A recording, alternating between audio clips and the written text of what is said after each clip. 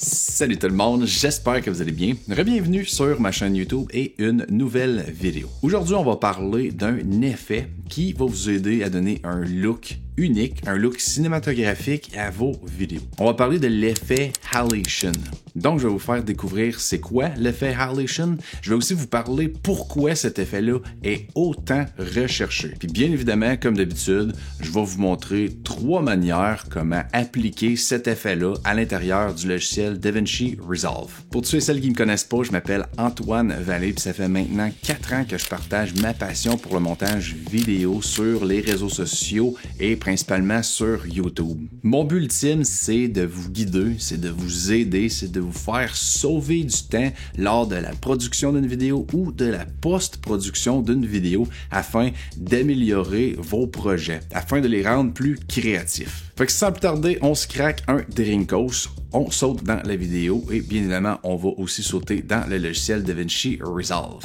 Donc, c'est quoi exactement cet effet-là de halation? L'halation, c'est un effet lumineux qu'on va retrouver aux alentours des hautes lumières, souvent dans des teintes un peu rougeâtres. Fait que l'halation, c'est un look typiquement cinéma, typiquement cinématographique, ou par la bande, on pourrait pratiquement dire c'est un look qu'on va retrouver sur des pellicules, sur des films. C'est un look qui est super recherché parce que ça donne un fini plus doux, plus naturel. Bien évidemment, ça donne un fini plus cinéma. Bon, assez parlé, maintenant je vous montre la première méthode, comment ajouter l'effet halation dans le logiciel DaVinci Resolve. Donc, bienvenue dans le logiciel DaVinci Resolve. J'utilise présentement la version 19.1.2 Build 3.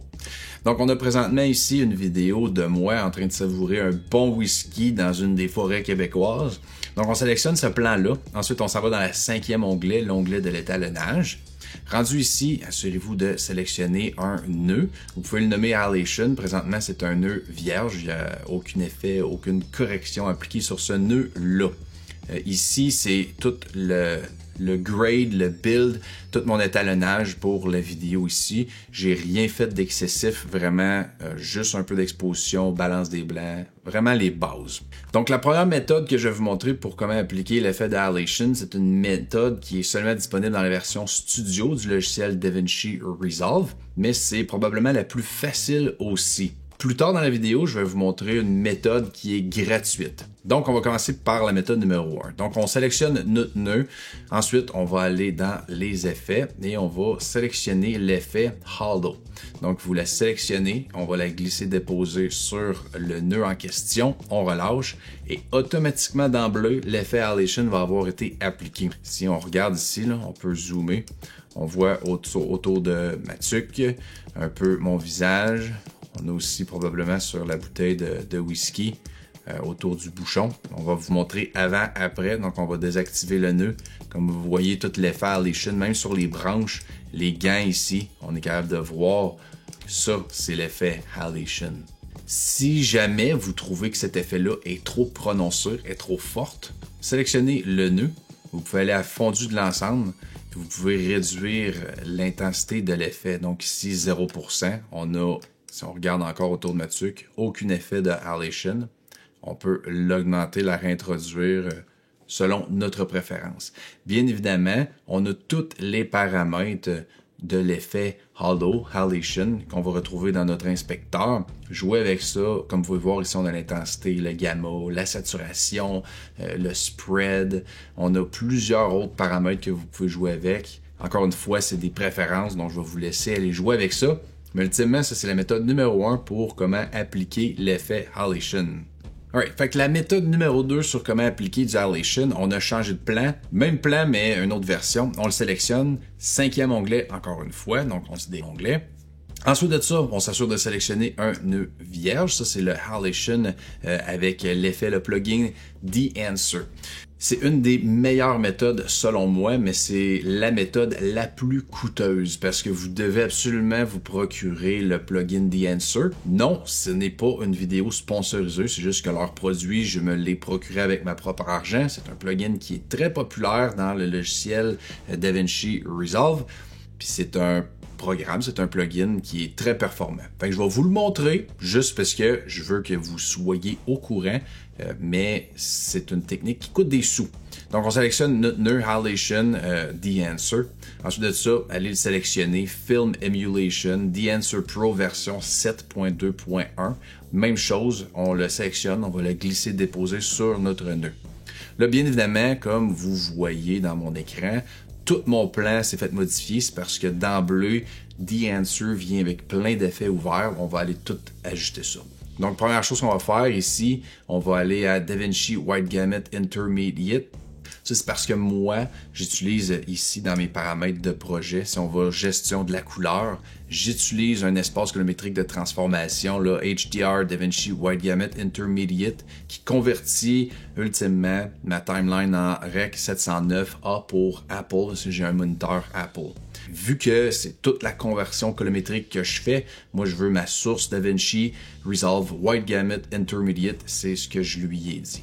Ensuite de ça, je trouve qu'il y a trop d'effets, donc on va descendre en bas. On va aller à Disabled All Tools, puis je vais juste vous montrer l'effet de Halation. Donc on va remonter un peu. Ensuite, on a ici Halation. Il vous suffit de appuyer sur Halation et comme on peut voir, on a encore une fois du halation au niveau de ma tuque. Donc, bien évidemment, le halation, c'est un halation qui est plutôt doux, mais encore une fois, si on va dans la section halation ici, on est dans un profil 35 mm à 70% d'intensité. Donc, vous pouvez le changer. Normalement, 8 mm Super 8, c'est relativement plus fort, comme vous pouvez voir. Puis encore une fois, on a toujours l'option d'amplifier l'intensité. Fait que vous pouvez jouer avec les profils ici, avec lequel que vous voulez. Fait que par exemple, on va aller en Super 8 No Rem Jet, ce qui donne un halation de fou. Checkez ça, l'image que ça donne. Il y a du halation partout. Vous pouvez justement le diminuer ou l'augmenter. C'est vraiment selon vos préférences. Ultimement, c'est le look que vous voulez rechercher. The Answer, je crois que c'est la meilleure méthode d'ajouter du halation dans vos vidéos, dans vos scènes. Mais c'est une méthode qui est coûteuse. Bref, je vous l'ai montré, c'était ça l'important. Alright, troisième méthode sur comment ajouter un effet de halation. C'est pas ma méthode préférée. Personnellement, je ne l'utilise pas parce que j'aime mieux utiliser les deux premières méthodes, parce que j'ai The Answer et j'ai aussi la version studio du logiciel DaVinci Resolve. Cette méthode-là, c'est vraiment pour les personnes, les gens qui veulent pas trop investir dans le montage vidéo, qui font ça pour des projets personnels puis qui veulent des stratégies peu coûteuses, voire même gratuites. Je conseille pas cette technique-là pour des professionnels, mais c'est une technique qui peut fonctionner à un certain degré. Fait que prenez ça avec un grain de sel, ok? Je vais vous montrer comment la faire. Donc, sélectionnez votre plan. On s'en va dans l'onglet de fusion. Rendu dans l'onglet de fusion, la première chose que vous allez faire, c'est que vous allez sélectionner sur votre barre d'outils, votre toolbar, le nœud Merge. Donc on le sélectionne, on va le glisser, déposer jusqu'à temps qu'on voit notre pipeline bleu et jaune. On laisse aller. Donc là, on a un nœud Merge. On sélectionne ce nœud-là, le Merge. On va aller ouvrir l'inspecteur juste ici. Ensuite, on va aller à Opération et on va sélectionner Superposition. On sélectionne ça. À ce moment-là, ce qu'on va faire, assurez-vous d'avoir aucun nœud de sélectionné. Donc, juste à appuyer ici à l'extérieur dans la zone des nœuds. Appuyez sur Shift et Spacebar. Vous allez ouvrir un menu et c'est tous les outils. Vous pouvez faire une recherche rapide. Ce qu'on va sélectionner, ou plutôt ce qu'on va écrire, c'est le nœud Luma Key. Donc, Luma, on l'a ici. On va aller à Ajouter. Là, notre nœud, il s'est ajouté dans le néant. Il va falloir le connecter. Donc, ce qu'on va faire, on va sélectionner notre output de notre Media In 1. On va le tirer sur notre Luma Keyer 1. Un coup que c'est connecté, ensuite de ça, pour voir ce qui est en train de se passer, on va sélectionner notre nœud, on va le glisser, déposer dans la portion de notre moniteur gauche. Dans ce moment-là, ici, on va réduire ça ici, probablement à 0.4 ou 0.5. Ici aussi, on va le diminuer. Les hautes lumières. Donc, voyez-vous, là, on vise potentiellement seulement les hautes lumières, puis c'est ça qu'on voit là actuellement, les hautes lumières. Ensuite de ça, on va ajouter un effet de blur. Donc, sur notre barre d'outils, c'est la petite gouttelette d'eau floue. On va le glisser, déposer ici. On va prendre le output de notre Luma Keyer. On va le connecter. Ensuite de ça, si vous voulez voir ce qui se passe, prenez votre nœud, glissez-le dans le moniteur de gauche et toujours en ayant le blur de sélectionner sous l'onglet inspecteur, à Blur Size, on va aller ajouter un petit peu de blur. Pas trop, mais un petit peu. Vous allez voir là ici, là, vos highlights, vos hautes lumières vont commencer à devenir floues. C'est ce qu'on veut, c'est l'objectif.